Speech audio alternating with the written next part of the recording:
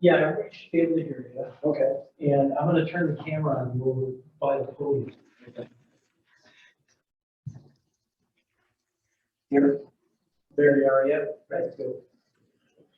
Okay. Hello, everybody online, and we know that in-person attendees are starting to come in, but we appreciate you joining this session on WASH and peace.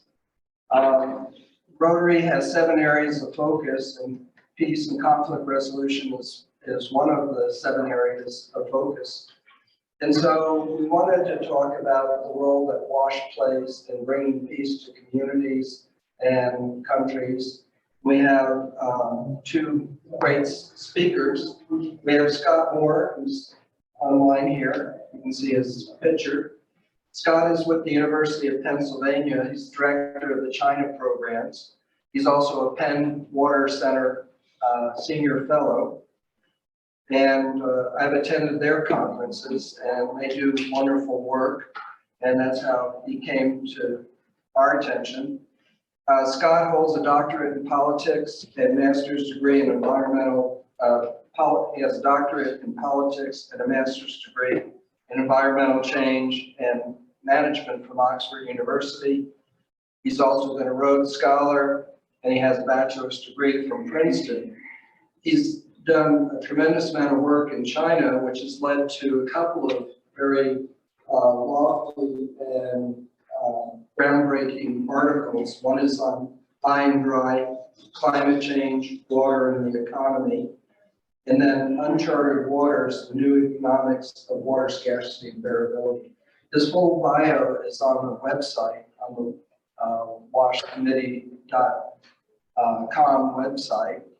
And then teaming up with him is Bob Rose right here in person from the Evergreen Rotary Club. Bob has been very involved with both WASH and Peace as 2 important initiatives of Rotary. And he has been very active with projects in St. Helene, Honduras. But he's also been involved with a lot of peace studies, and he has taught through the Lifelong Academy, the Academy of Lifelong Learning, or OLLI as it's known. And so Bob is going to team up with Scott. I'm keeping their introductions brief because we want to hear from them. And then again, please go to the website for their full bios. But Bob has done work not only in Honduras, but in Malawi, in Southern Africa.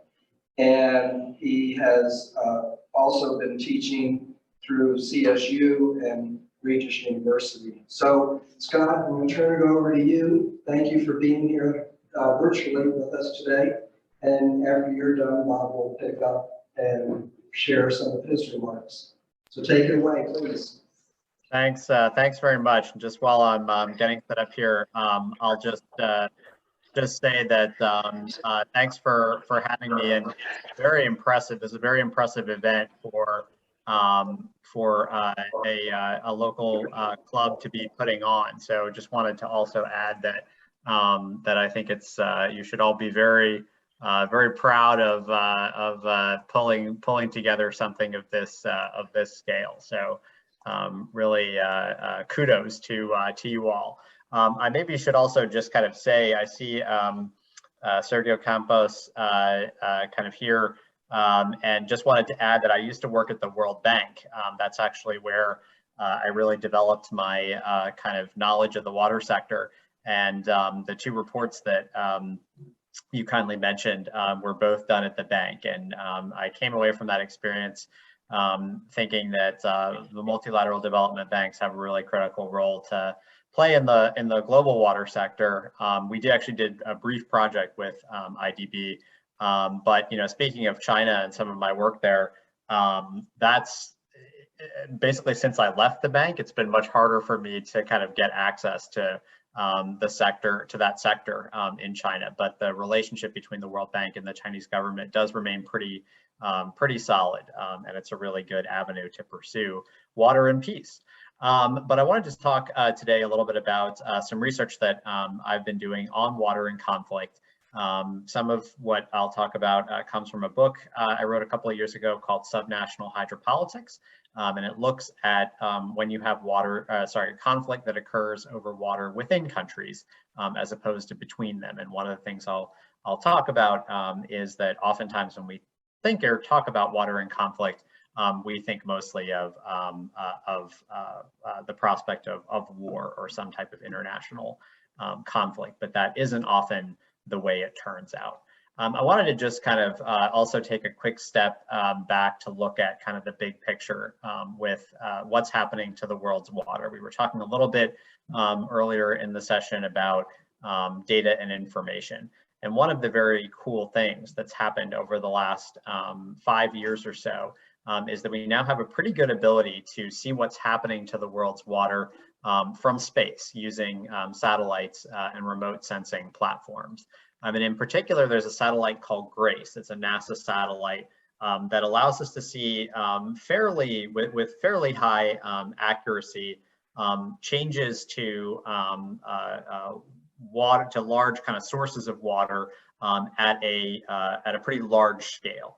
I mean, what's very cool about this is that in the past, there was really no way to do this from a satellite or a remote sensing platform. You really had to just kind of aggregate. If you wanted to know what was happening in the Colorado River Basin, you had to aggregate measurements from thousands or even tens of thousands of stream gauges, well meters to really get a sense. So the fact that you can have some idea of what's happening from space is really transformative. And basically, there are three things that you see in terms of changes. One is you see melting of the polar ice caps, as well as from high mountain regions, glaciers and snowfields in high mountain regions. Obviously, that's a result of climate change for the most part.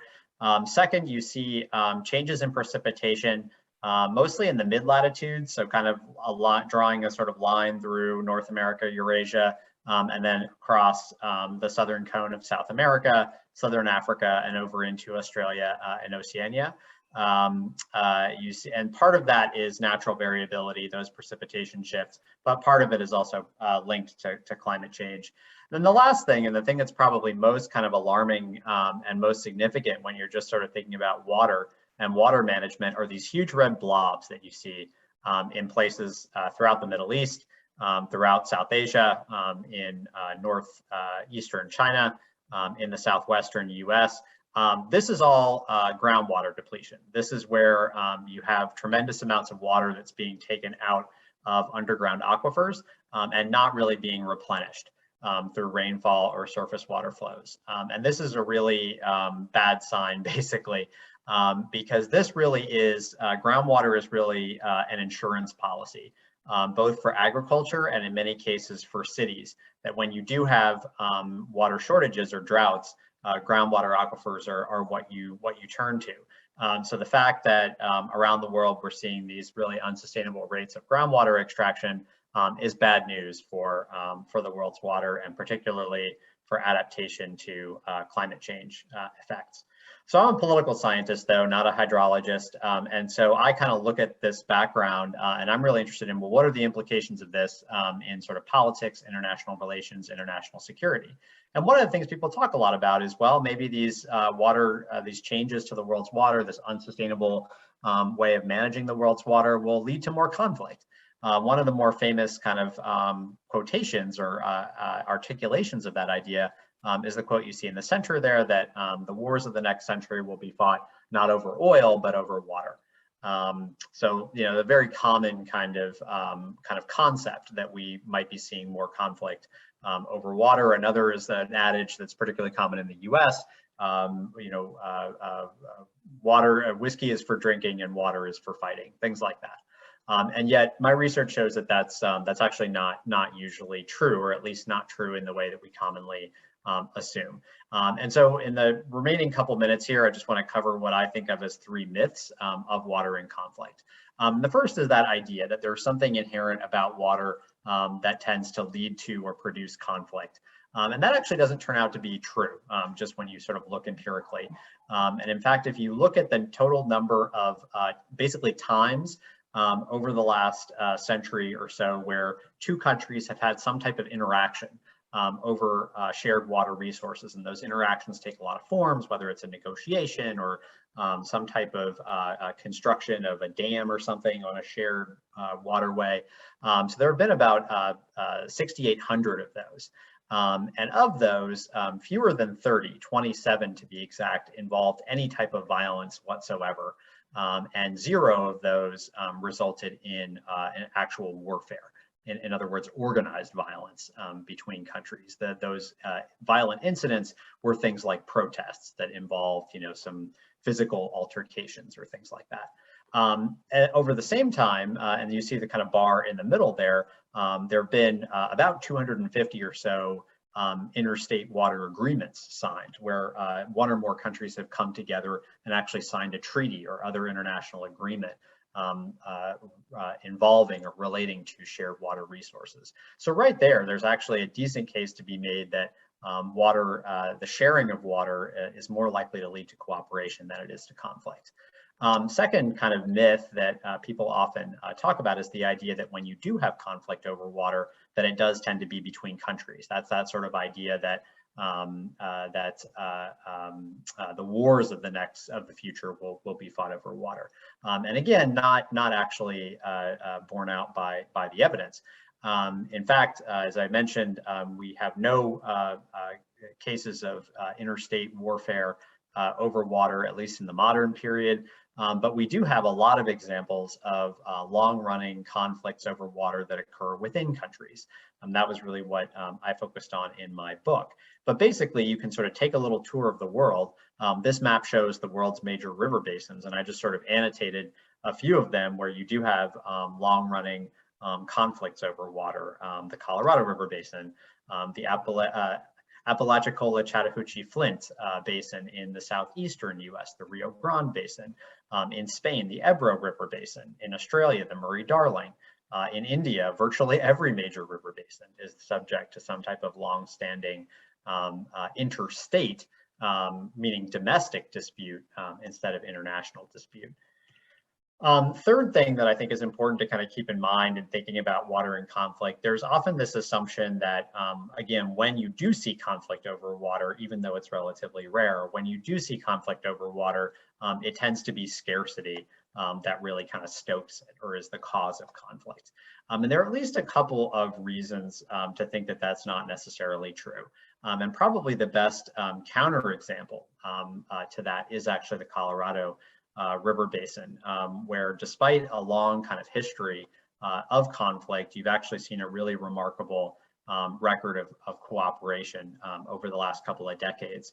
And the photo on the left shows a really fascinating incident from 1934, where the governor of Arizona at the time declared martial law, assembled a kind of makeshift fleet of old boats that you see there, sent out the National Guard onto those boats with machine guns into the Colorado River, all to prevent the construction of a dam that had been authorized by Congress, that would primarily benefit California. So a pretty pure example of this idea of conflict over water that happens domestically or within countries, rather than between them. In fact, we would probably call this an insurrection. But if you fast forward 80 or so years, you start to see some really remarkable examples of cooperation in the Colorado River Basin. And there's just one example of that is that graph on the left, which shows an amendment to a US-Mexico water sharing agreement. It's known as Minute 319. And what that agreement actually did was to specify a change in the timing of releases of water that the US is obliged by treaty to give to Mexico in order to protect the environment. Unfortunately, because so much of the Colorado River is diverted or has been diverted both in the U.S. and in Mexico, the river actually hasn't reached the sea for a couple decades, until around 2013, 2014, when this agreement came into effect. And because of these changes that were agreed to, water did again flow all the way to the sea and really revitalized the Colorado River Delta.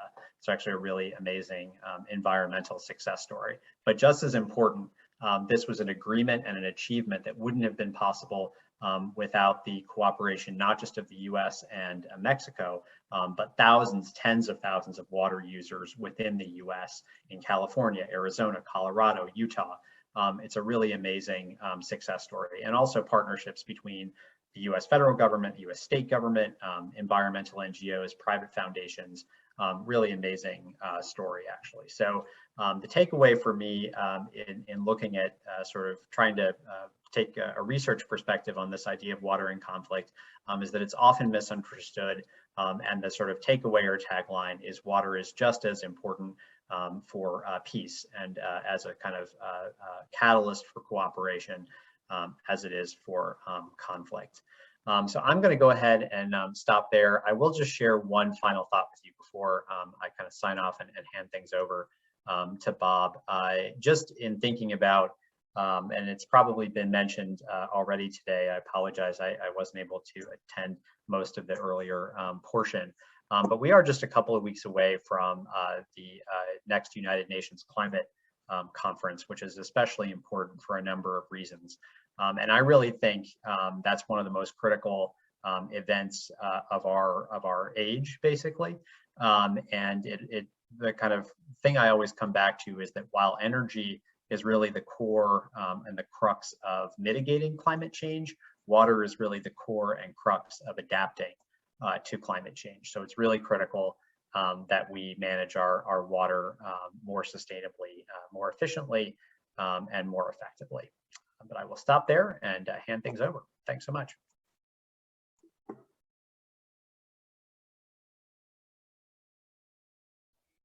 I'd like to hear if there's any questions at this point. I especially know that you had to leave a little early, is that right, Scott? So I apologize. Yeah, about 1:45, I have to stop. I sincerely apologize for that. yeah, okay. So I'm thinking that this would be a good time to have questions of Scott. And I have a video I want to show when it's my turn, but I think we need to use this time to get all we can out of you. So are there questions that come up? Yes. I would love those questions. Yeah, my name is Patrick Ward. I really appreciate the analysis, Scott, and disproving a lot of things that I thought. But I also realized that a lot of these studies are more retrospective, looking back at different research articles. Do you think looking in the future, there will be more conflict around water? And for me, the first thing that came to mind was, between Israel and Palestine and how water is allocated. Or I know the US and Mexico, we have all this legislation about water, but just recently there was all these protests on the Mexico border, and water was being sent back from Mexico to the US because of mismanagement, or however you want to define it. Yeah, I mean, so it's certainly true that water is a cause of tension, but my argument, my kind of view on this is that water, it's usually not about water. Water is kind of the prism through which deeper seated tensions get reflected, and something that I know has been discussed in the kind of earlier portions of today is that there is something very potent about water. It's not only just sort of essential for all human functions, all economic activities, but humans have a pretty visceral connection to their water, and you see it's a pretty potent force for political mobilization. And so it does often become a kind of focal point for tensions. But in my view, it's very rarely about the water itself. It's actually more kind of deeper seated tensions. I mean, my understanding of the incident that you, and I'm by no means a specialist on, kind of Mexican politics and all of those things. But my understanding is that there was actually quite a bit of domestic political turmoil that those protests were reflecting. And this also, was kind of occurred under the previous U.S. administration, where there were a number of broader tensions between the U.S. and Mexico that my understanding is played into that particular incident. And maybe I'll just say kind of a word about Israel and Palestine.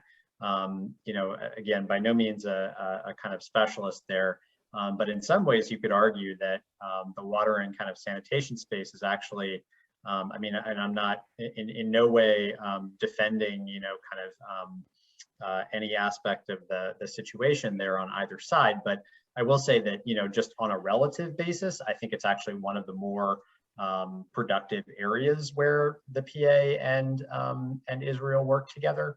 Not to say that it's perfect, but I think it's actually, on a relative basis, one of the more productive areas where the two sides kind of work together on a technical level.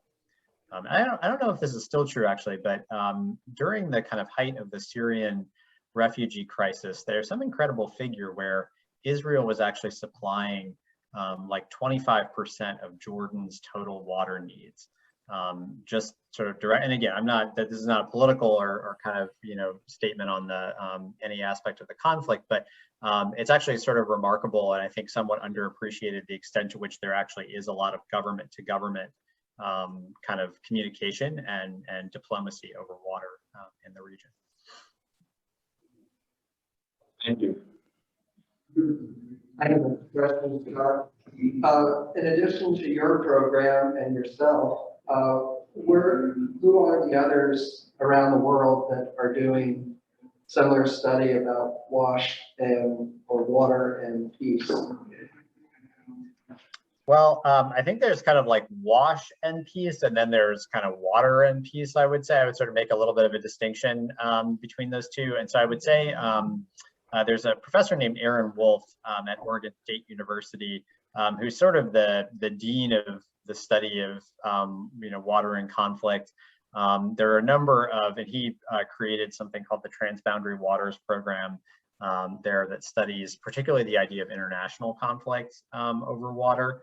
I would say in kind of the WASH area, there are a lot of kind of players in this area in the development kind of field. So, and not all of them would kind of label WASH kind of as a, kind of with the link to peace and security explicitly, but basically do that work. And so again, all the multilateral development banks, USAID, I think, has been kind of a center of that type of thinking, particularly out of the, was it the 2017 or 2018 Global Water Strategy that the US government put out? And I mean, that was definitely an articulation of a linkage between WASH and sort of stability and security in certain parts of the world. So there is that linkage being drawn, I think, in the development world. Another source of information that I came across is the Institute for Economics and Peace has an ecological threat report, and their 2020 version really focused on water stress as what they're talking about. And you talked about the idea that international wars are not so likely or haven't been, but certainly there's stress within countries about that. And so I think that actually in terms of Rotary, in terms of Rotary's goal of trying to impact these things, the idea that we have 1.2 million members in 200 countries of the world. We like to try to do projects that improve things in a lot of ways. There are 7 areas of focus. But as we look at areas, we partner with Mediators Beyond Borders. We partner with the Institute for Economics and Peace. What can you tell us from your data about, first of all, maybe areas of stress in the world that we might have impact on with some of our efforts? And the movie I'm going to be showing will show one case where Rotary Club had a significant impact on the local water politics. But what can you tell us about areas where we might have the greatest impact in climate and water stressed areas? Yeah, it's a good question. I think there are three ways of answering it. I think in terms of like where the need is just kind of, you know, just sort of like in absolute terms, highest are places where natural kind of scarcity of water intersects with conflict and political instability. So the Horn of Africa, Yemen, parts of North Africa, but you know, those are pretty difficult places to work. So you know, I'm not sure that kind of fits the second criterion of your question, where it's like places where Rotary could do could do a lot.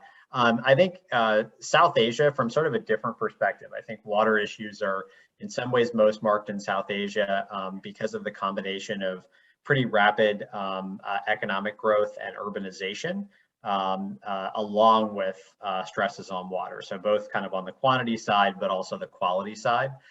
India has tremendous issues with water pollution, to a somewhat lesser degree. Pakistan, I mean, urban water supply, it's sort of a tangent, but urban water supply is a mess in Pakistan for a lot of reasons, and it's been a significant kind of political and developmental issue. So that's, I think, that South Asia offers a number of opportunities for productive interventions. The last kind of category I might suggest is actually small island developing states.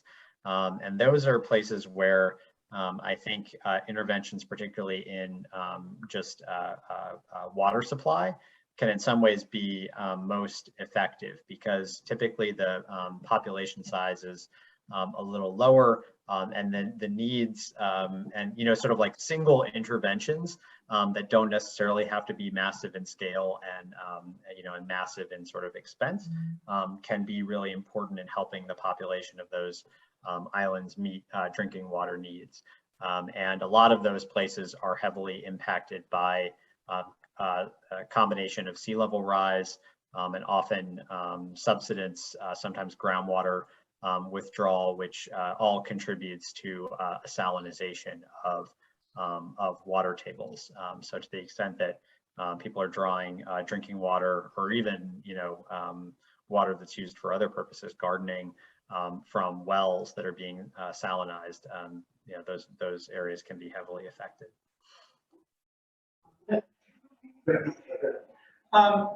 So you talk about island, are you thinking in particular regions of the world, or just in general when you talk about these islands? I'm involved in a project actually in Honduras, and on the Bay Islands of Honduras, where we are working to provide water to a particular island. But I'd like to hear more about that from you. Yeah, no, I think the Caribbean, I think parts of the Caribbean, that kind of situation would apply to. Certainly Pacific Islands. Most of the Pacific Island states face some version of that challenge, but yeah, the Caribbean as well. Scott, we have one last question for you before we transition to Bob, and it's from Sergio Campos. Sergio, you can just ask your question if you can hear me. Thank you very much, Scott. Excellent presentation. Thank you very much. Then I just wanted to make a couple of comments. One, it is true that Israel sells water to one of the neighboring countries, and it's one of the sources. No, from the presentation, I really like the take in that transboundary waters can be a source of agreement and solution, and that how important it is to have data of quality and quantity and good planning, because it is true, it may be true that there is really no data to back up that water can be a source of conflict, but it's going to be more true that if we have institutionality, legal frameworks, good data, and good planning, water won't be source of conflict. And I think that it's very important to work towards that end, no? And as Scott clearly pointed out, sometimes the conflict is not necessarily between countries, but within states or between departments or between municipalities within region, because water shouldn't be based, water shouldn't be looked at from a geopolitical jurisdiction. Water has its own boundaries, you know? So those were the comments that I wanted to make. Thanks so much, Sergio. It's yeah, and I would fully agree with all of that. One thing that you know I talked a little bit about in my book is that there is a fair amount. I mean, I don't think we put nearly enough kind of resources into water globally as we should anyway. But there is a substantial amount of effort around trying to build cooperative capacity in places like the Nile Basin. Whereas there's much less kind of effort in general being put into trying to develop institutional frameworks for sustainable water management within countries. And part of that's just the way that, you know, multilateral development banks and other kind of sources of resources to support that are set up. But at the same time, you know, I'm guessing, Sergio, IDB might be the same, where, I mean, the World Bank has, having said that, also a long record of trying to build and support like river basin management organizations and other types of regional kind of water management institutions. It's really, really hard. And it's, you know, it's sort of like a, there's no template that you can just apply to make it work. So there's a lot of practical, I think, difficulties to trying to do that. But I absolutely agree with you that it's essential, and we definitely don't put enough resources and attention towards that kind of thinking about how to make water management more sustainable at the local and regional level, which is really where it matters most, to be honest with you, in most cases, as opposed to the national or international level. Maybe just as one final comment, and it gets back to a portion of an earlier question, which I didn't fully address. I mean, that one caveat that I will say, particularly with the idea that, you know, it's not so much scarcity of water that that leads to conflict. I mean, you know, at some point I could see that changing. You know, if we see, you know, anywhere close to 4 degrees of warming, you know, what that sort of does to the planet's freshwater resources and their distribution makes it hard to imagine basically living like we do now, and certainly living in the places that we do now. And so, you know, I'm not sure where that takes us in terms of thinking about implications for conflict, but I do know it makes it that much more important that we tackle climate change now. Thank you very much for participating. And we're going to transition over to Bob now, and whenever you have to log off, thank you again. So, Thank you. Bob, take over. Okay, and I think what we'll do is go right into this short 7-minute video that will give you kind of a case study of a rotary situation on the West Coast. So,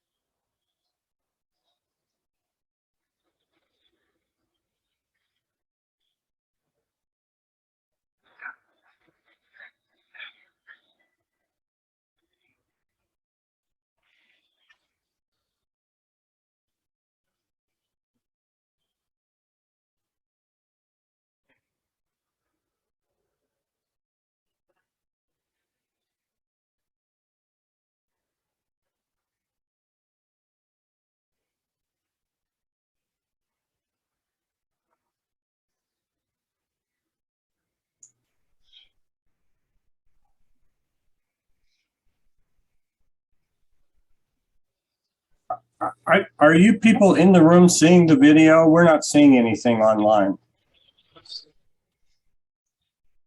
Yes, we are, and thanks for telling us that. We didn't even realize it. We will now try to make sure you get to see it. I thought you were just sitting there patiently waiting. Thanks for No, speaking up. all we see is the camera on the room. Once again, I think you have the right button. Yeah, there we go. There we go. Okay. Sorry.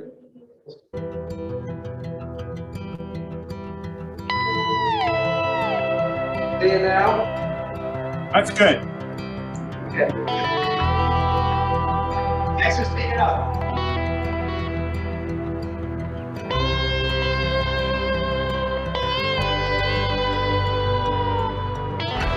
The debate up here is over what has been a free resource for a long time, water.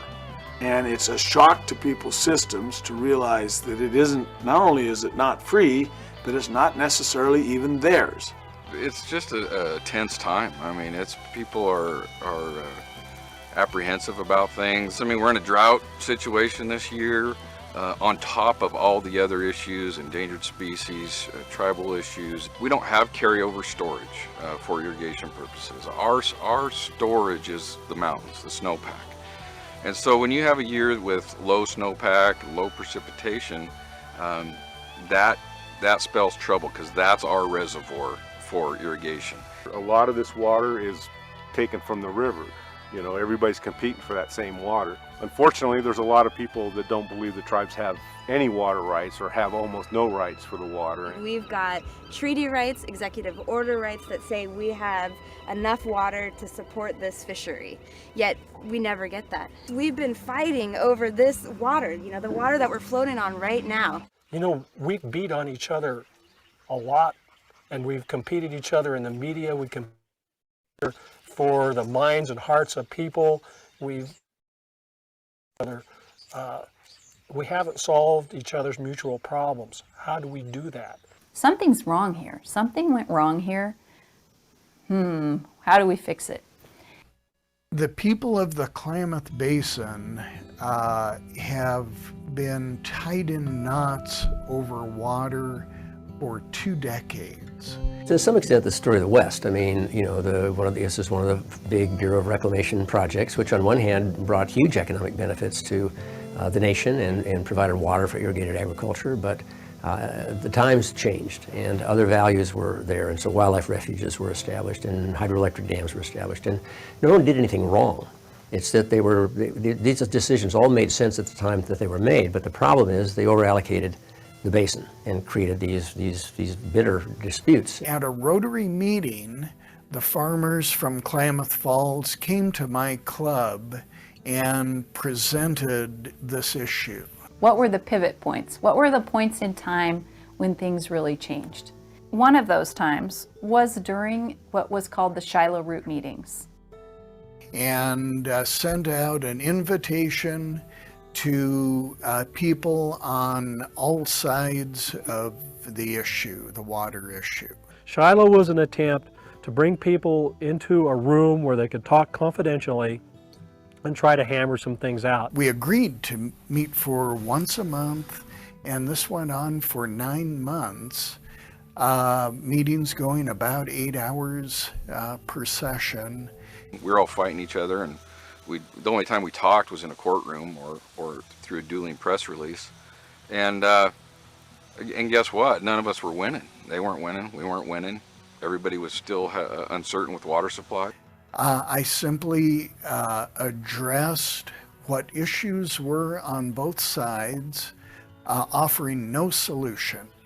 Just these are the things that I'm aware of that we should be talking about.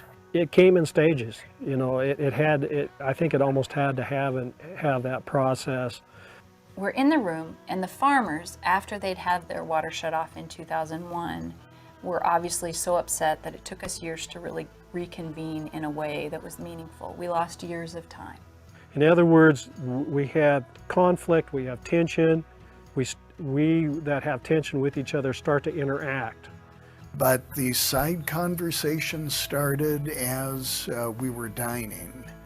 And that then set the stage for an open dialogue. We had come back to the table and been in meetings for a long, long time, and we had reached this point where the farmers in the room, some of these guys are friends of mine, were actually honestly asking Alan Foreman, who was the chairman of the Klamath Tribes at that time, what is it that, how are we going to make this right? Not like we just woke up one morning and say, let's settle this thing, but you find yourself in different forums with different people, have a lot to do with your ability to irrigate, and you start talking. It becomes a very human thing at that point. It's about the people who depend on the resource, whether it's fishermen, tribes, farmers. And that's where the ideas were put forward, negotiated, and assembled that gave a framework for the Klamath Basin Restoration Agreement. KBRA is more about all of us sitting at the table and not necessarily arm twisting, but realizing that together we can get away from the arm twisting, from the legal battles, from the things that give us uncertainty, try to give us some certainty for the future so that my 6-year-old son has the opportunity to come back here and do what I'm doing. In a normal year, if we just cut back 15%, maybe 20% of the water, we'd have enough water for everybody.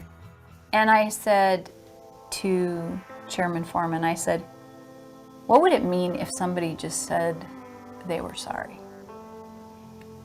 And he started to tear up in this meeting. It was mostly men, it was like probably 15, 20 people in this room. He started to tear up and he said, that would be worth $1 million. And it was an incredible moment in time.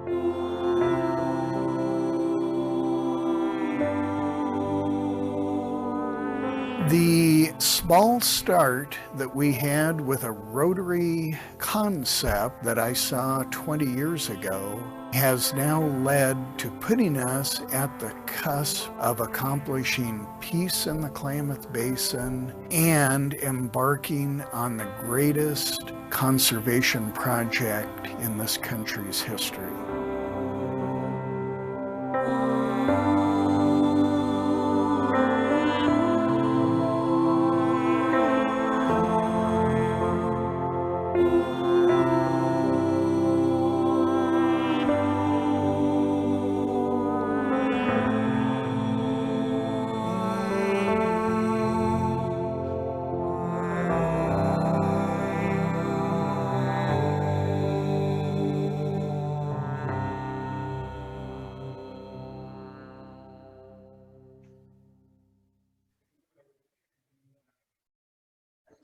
Bringing the video, if you want. Amazing. I think I've learned a couple of things from Scott. The idea that the water conflict, water stress is real, and it's very regional, and every region is different. So that's part of the truth and the fact of the matter. Also, that the conflicts are subnational or within nations. Now that's in terms of rotary thinking. We can handle that. We're not going to handle an international war, but we can handle these smaller conflicts. Perhaps. We have more chance of impacting those. So that's a good thing. Another thing that came up in the movie and some of the articles that Scott has written that I've read is they talk about here. Remember him saying that we would the only time we talked to each other was in court. Why aren't they talking outside of court? And that's, of course, exactly what they did. They brought the conflict from legal with lawyers and judges to more personal. Brought them together. That's something that we can do as Rotarians. So there's a couple concepts there that I think raise a little hope. Other hope I think you can think of is that there are, not only are there university study in WASH and water management and all that kind of stuff, but there's also peace degrees you can get. And there are also degrees in water diplomacy and cooperation. And he talked about Oregon State University. That's an example of one school that's done a lot of research in this area, looking at peace, conflicts and peace agreements. So those are areas of hope. I think we can look at these things to move forward. And I think this is, yeah, really enjoying this video. It's a really down to earth, you know, what can happen on the ground. But anyhow, so let's open it up for questions and where are you at? There's a little less than 10 minutes left in this session. So please go ahead and ask any questions from our Zoom participants or anybody in the room. I don't know if it was explicitly mentioned, but were the tribal communities also brought to these regular meetings? Oh, yes, they're at the table. Yes. Good question. You know, I've got a thought. In Denver right now, there's sort of a sense of, you know, we're cool, we got all the water we need, no water restrictions. Do you think we're just on the cusp of real trouble? I just have a sense that we're not nearly as well endowed as we think we are. Is that the case? I don't have a clear answer for that. I mean, I think even when we look at his satellite maps, we see trouble brewing in the area, especially south of here. But I mean, this is high desert as it is. I'm from Illinois originally, and when I moved here, it's like, this is dry and we're in trouble. And the reservoirs are going down, you know? I mean, of course they fluctuate, but that's a fair question. I mean, I'm specifically thinking, should I be starting to reduce my lawn and put in, you know, desert stuff on my front yard instead of. I'd like to make a comment on that, and I'll turn on my video so you can see where this voice is coming from. I'm Roger Poole, and I'm with. And by the way, Steve, am I going to have a chance to talk about the George K. Davis Award? Yes. Okay, I'm around. All right. Well, we have things in the Denver and the Front Range area, the water restrictions, all the housing, the low flow faucets and toilets and so forth. And they've been around a long, long time. I have family that lives in San Diego. About 3 or 4 years ago, there was a real shortage out there, and they had to go on water restrictions and you know, only got to water so many hours a week and so forth and so on. And then a year or so ago, I was talking to my sister-in-law who lives out there. I said, how's that going? She goes, oh, we don't do that anymore. We just did that for that 1 year when things were real dry. It's fine. We can water as much as we want. And all those rules about showers and everything, we don't do that. Now, that could be maybe only the San Diego area. But so I'm just trying to give the Front Range of Colorado some kudos here, that we may not have all the problems solved, and we still may have more we have to have done. But there's other parts of the country, if they were doing what we were doing, we would definitely be better off. So I just wanted to share that experience. I'd like to add a little bit to that as well. I think like Southern California is definitely the biggest user of the Colorado River, and there's a lot of, I don't know, interesting agricultural practices that could be changed to really improve how we use the Colorado River. But I think it's also important to acknowledge that in the Front Range, we pull from the western slope. So like, it's not really in our watershed. And even though we're blessed with like the ability to have all this water and it doesn't affect us as much as people further downstream, I think better water management, like changing your lawn or watering less, is something everybody should do regardless, especially in this part of the country. So I like the thinking, even if we don't have to right now. It's a critical conversation that I think is going to become more and more pressing in the years to come. And we're still in like a mega drought that's been going on for 2 decades now. So this is just like a lot of self-research and some side projects. I'm not an expert, but these are things that you don't have to look very hard to find. But there is a little bit of water conflict going on right now, we're expanding the gross reservoir dam. And a lot of the people around the reservoir are up in arms about it.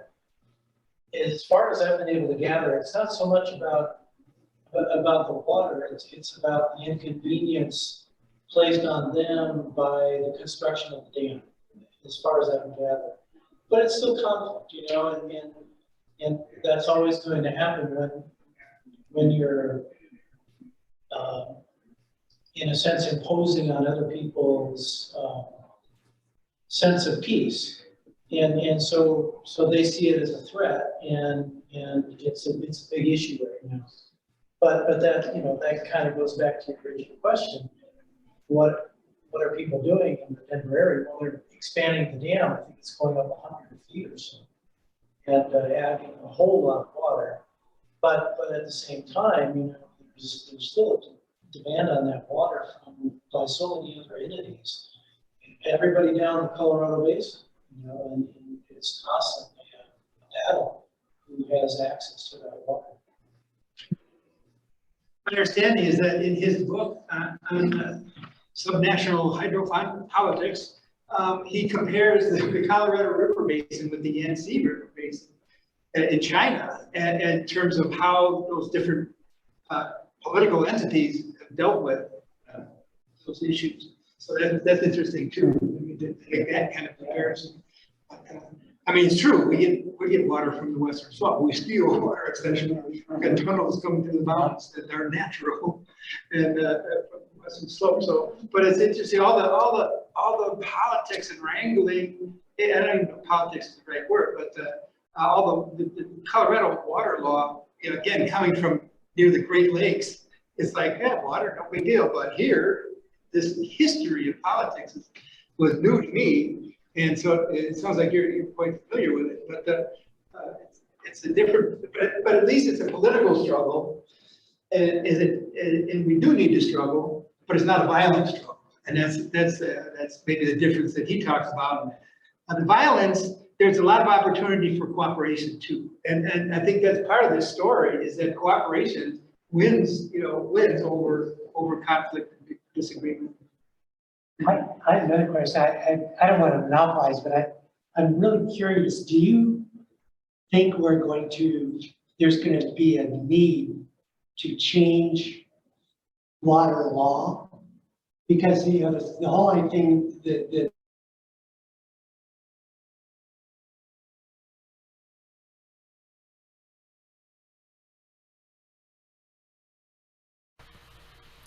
Erica and Neil, I think it's easier for someone else to observe the scalability of my project.